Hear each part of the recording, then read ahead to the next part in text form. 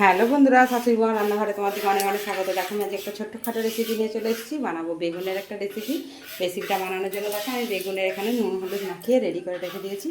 এখানে একটা দেখো ফ্রাই প্যান নিয়ে নিয়েছি, গ্যাসটা জ্বেলে দেবো, দিয়ে তেল দিয়ে দেবো। আর আমি এখানে সর্ষের তেল ব্যবহার করবো, অবশ্যই তোমরা সর্ষের তেল পারলে ব্যবহার করো।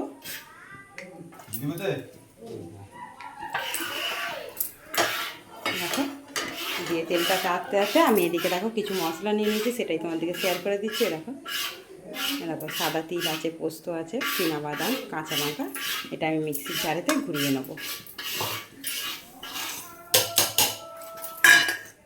এবার দেখো বেগুনটা তুলে দেবো।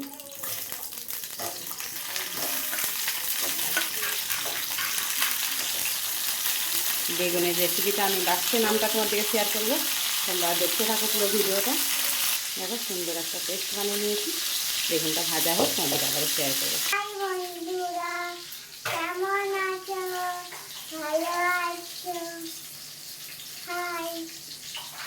দেখো বেগুনগুলো আমার ভাজা হয়ে গেছে, আমি তুলে নেবো।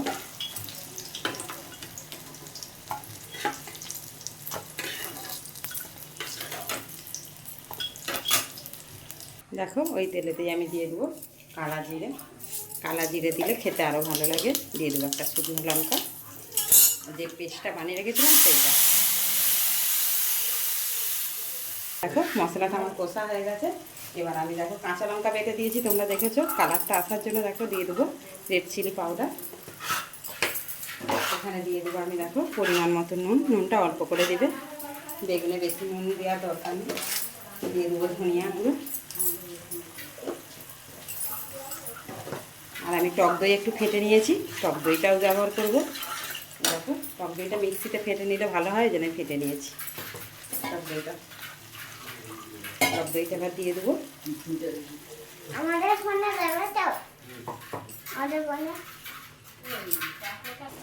দেখো দিয়ে দেবো স্বাদ মতন চিনি। দেখো মশলাটা কষা হয়ে গেছে, অল্প একটু জল দিয়ে দিয়েছি। গ্রেভিটা ফুটে গেলে আমি বেগুনটা দেবো। গ্রেভিটা আমার ফুটে যাক, ফুটে গেলে আমি বেগুনটা দেবো, দিয়ে অল্প একটু ফুটিয়ে নিলেই 5 মিনিটের মতন ফুটিয়ে নিলেই আমার রেডি হয়ে যাবে বেগুন সুন্দরী। তোমাদেরকে রেসিপির নামও বলে দিলুম, শেষ পর্যন্ত ভিডিও দেখতে হবে, তবেই নামটা জানতে পারবে। দেখো গ্রেভিটা আমার ফুটে গেছে, দিয়ে দেবো বেগুনগুলো।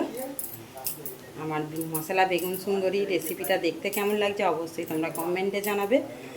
এইরকম গরম গরম বেগুন সুন্দরী দিয়ে এক থালা ভাত খাওয়া হয়ে যাবে।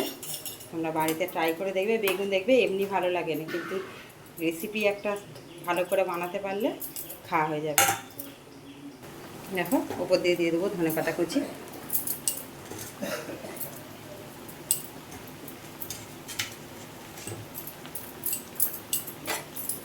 দেখো হয়ে গেছে, কাই কাই রাখবো, কাই দিয়েই ভাত খাওয়া যাবে।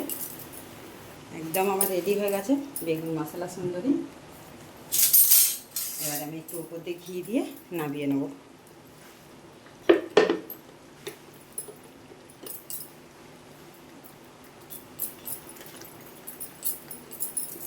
এবার ঢেলে নেব। কাই কাই করবো, অবশ্যই তোমার দিকে বলেছি কাই কাই থাকবে।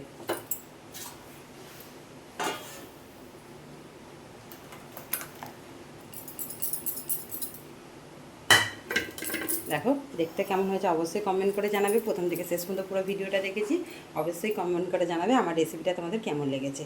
অনেক অনেক ধন্যবাদ।